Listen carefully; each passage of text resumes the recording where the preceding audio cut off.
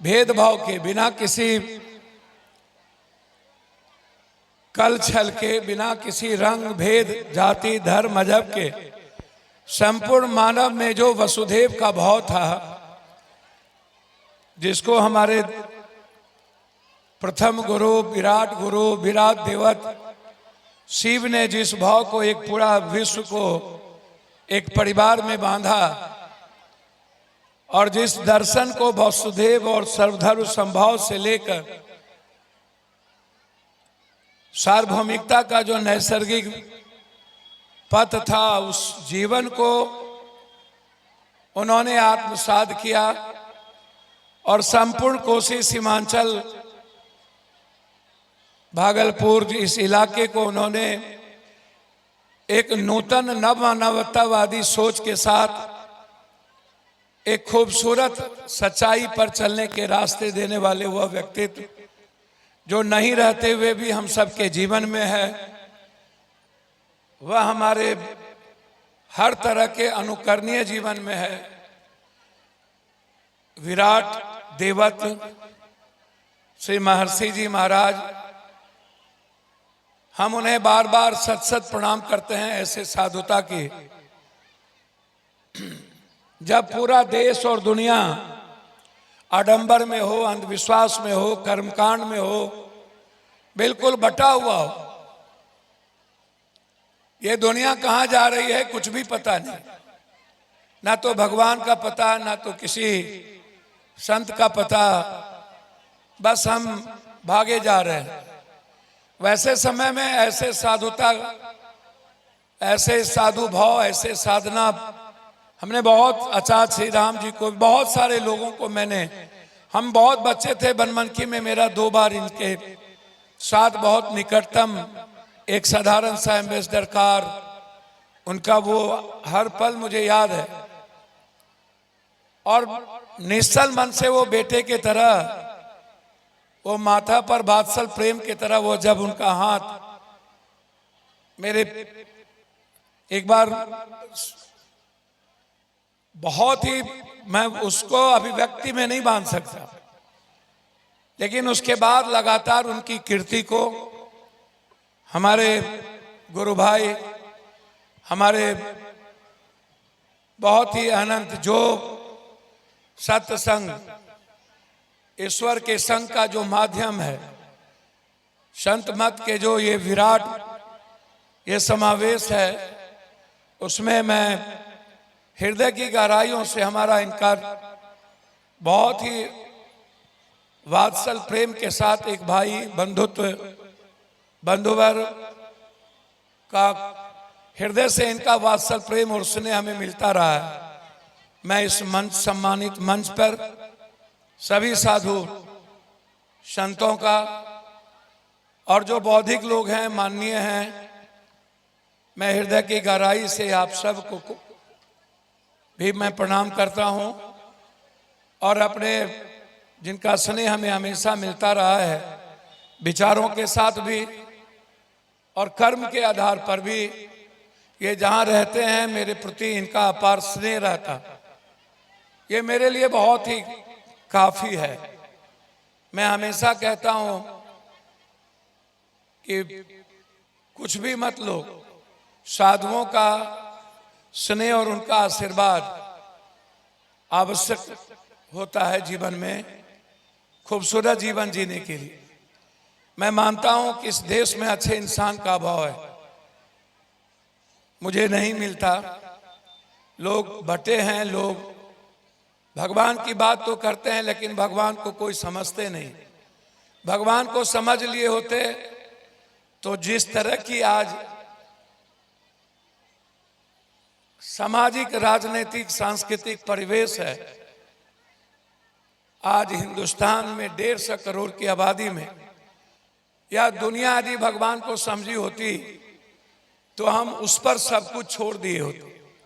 हम अपना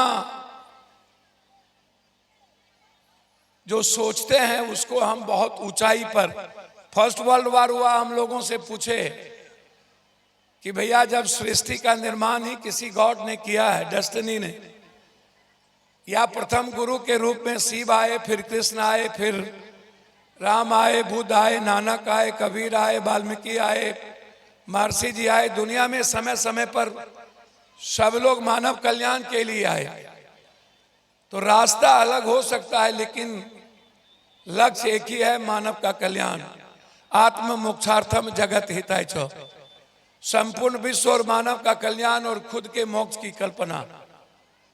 एक ऐसा जीवन जो बुद्ध के तरह हो, एक ऐसा जीवन जो संत रविदास के तरह हो, एक ऐसा जीवन जो रामकृष्ण परमहंस के तरह हो, एक ऐसा जीवन जो नहीं रहते हुए भी महर्षि जी का जो वो आचरण था, कृति थी, वो जो चरित्र था, हर वक्त हर पल दूसरों की खुशियों को ढूंढना, दूसरों के मुस्कुराने के अवसर को देना, वो भाव संगच्छध्वम संबद्धध्वम समवो मनान से जानताम देवा भाग्यम यथा पूर्वे। एक साथ जीने की प्रवृत्ति, एक परिवार के तरह हमारी मनोवृत्ति और प्रवृत्ति कंप्लीट साधुता होनी चाहिए।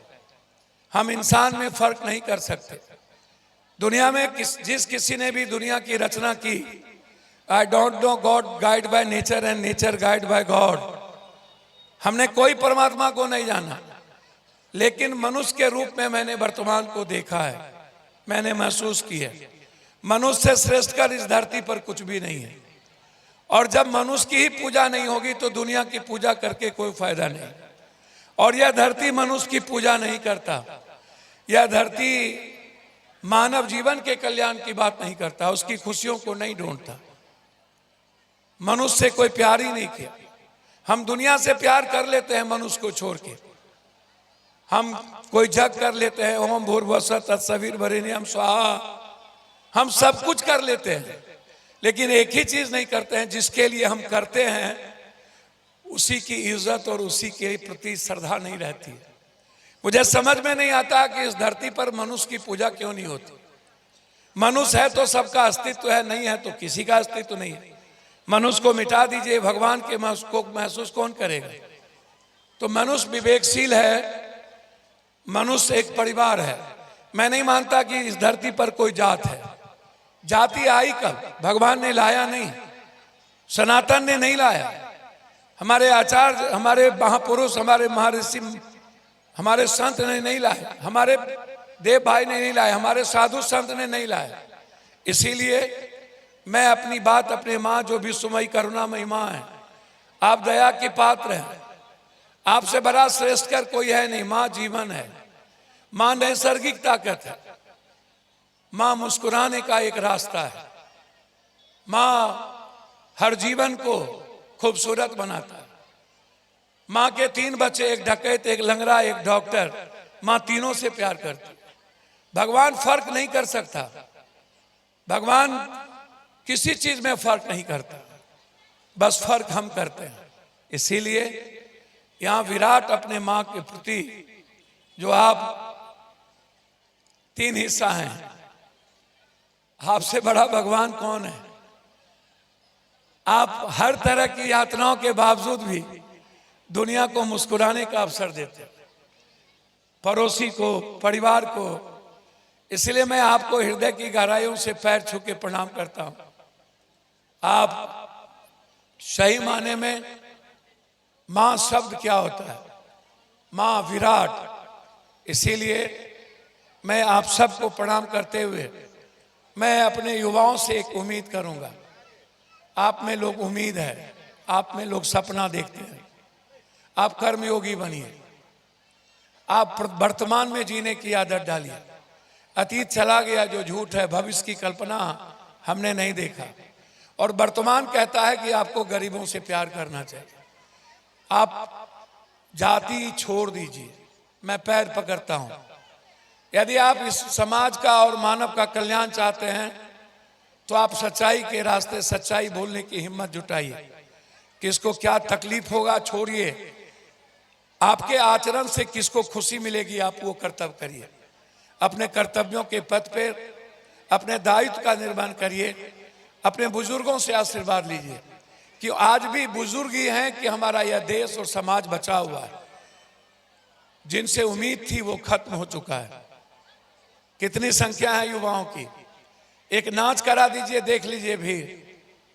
लेकिन साधुओं के पास या तो बूढ़े बुजुर्ग बैठे हैं, या तो हमारी माँ बैठी है, या तो कुछ पॉलिटिशियन बैठे हैं। पॉलिटिशियन का अपना एजेंडा है, माँ का अपना समर्पण है, और बुजुर्ग के पास अपनी साधुता का जो उम्र है उसके कारण। युवाओं को आप नहीं देखेंगे। युवा नहीं चाहते हैं कि मेरे जीवन में कोई आध्यात्मिक विज्ञान का समावेश हो। इसीलिए बगैर अध्यात्म और बगैर नव मानवतावादी विचार के साथ, बगैर आदर्श और मूल्यों के पथ पर गए बगैर इस देश का कल्याण संभव नहीं है। इन्हीं शब्दों के साथ मैं इस आयोजक मंडली, जो यहाँ पर अध्यक्ष हैं, सचिव हैं, कोषाध्यक्ष हैं और पूरी कमेटी हैं, जो मेरे बुजुर्ग हैं, मेरे लिए वो मेरी ऊर्जावान है, मेरे कर्म के साथ है। मैं उनके हृदय की गहराइयों से कि आप चाहे वो प्रिंसिपल हो, प्रोफेसर हो, डॉक्टर हो, पता नहीं क्यों जिद था हमारे प्रिंसिपल साहब को कि मैं आऊं। मेरी कोशिश रहती है जब ये जहां रहते हैं वहां मैं जाऊं। फिर भी जिस कमेटी ने हमें यहाँ बुलाने का प्रयास किया, मैं हृदय की गहराइयों से उन्हें धन्यवाद देता हूं। पुनः एक बार अपने सभी साधु संतों का मैं आशीर्वाद और स्नेह और वात्सल प्रेम लेते हुए कि आप इस संकट के जीवन में, जब साधुता का भी अभाव है, साधु भी कंप्लीट रूप से देश में उनके विचार विखंडित हो गए हैं, वहाँ महर्षि जी का यह साधना पद्धति और आपका साधुता भाव समाज के लिए बहुत ही अहम है। पूरा दुनिया में बार बार कहता हूँ, सब साधु नहीं हो सकते।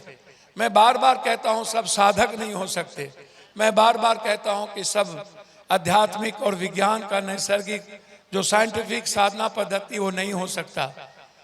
मन न रंगाए जोगी रंगा लेला, कपड़ा दाढ़ी बना के बन गला, वो नहीं हो सकता। आप ही हैं और आप ही से अस्तित्व है। आप लगातार समाज निर्माण के पथ पर आप आगे बढ़ रहे हैं। आप इसको और बढ़ाइए। हमारा समाज आने वाले समय में हमारे बच्चों को आपकी सख्त जरूरत है। यदि आप इस भाव को नहीं बढ़ा पाए तो लगभग लोग नशे में चला जा चुका है, लगभग ड्रग्स, स्मैक्स, खोरैक्स पे लोग रम चुके हैं। आपका चिंतन और आपका आचरण ही आने वाले बच्चों को बचा पाएगा। यही उम्मीद अपने हम गुरु भाई से करेंगे। इन्हीं शब्दों के साथ पुनः एक बार आप सबको मैं प्रणाम करता हूं। हृदय की गहराइयों से मैं पुनः आपका अभिवादन करता हूं। आपका सानिध्य पल पल हमें चाहिए। आपसे मुझे कुछ भी नहीं चाहिए। आप ऐसा सानिध्य दें कि मैं एक अच्छा इंसान बना रहा हूं। कुछ भी जरूरत नहीं है मुझे, अच्छा इंसान बन जाऊं, यही बहुत है। मुझे कुछ चीज, आपको भी मेरे बारे में पता है कि मैं कभी भी किसी चीज में नहीं जाता, बस अच्छे इंसान बनने का आशीर्वाद प्राप्त हो। एक अच्छा इंसान होना इस कंट्री में बहुत आवश्यक है, ताकि इस देश के कल्याण की बात कर पाए। और इसी अच्छे इंसान बनाने का प्रयास आपके माध्यम से मैं हमेशा देखता हूं। बहुत बहुत धन्यवाद। मैं पुनः एक बार आपको प्रणाम करता हूं, कमेटी को भी। मैं हृदय की गहराइयों से आप सबको पैर छू के प्रणाम करता हूं, और आप सबको भी बुजुर्गों से कि आप जहां रहिए, जिन रंगों में रहिए, जिस राजनीति में रहिए, हमें एक अच्छा इंसान बनने का अवसर देते रहिए। बहुत बहुत धन्यवाद। प्रणाम। श्री सदगुरु महाराज की जय। कुलानंद बाबू आप मंच पर आइए। कुलानंद बाबू आप मंच पर आइए। अब हमारे माननीय सांसद पूर्णिया श्री राजेश रंजन उर्फ पप्पू यादव को हमारे आचार्य महर्षि योगानंद परमहंस जी महाराज साल से सम्मानित कर रहे हैं। श्री सदगुरु महाराज की जय। साल उड़ाकर उनको सम्मानित कर रहे हैं सांसद महोदय को। श्री सदगुरु महाराज की जय।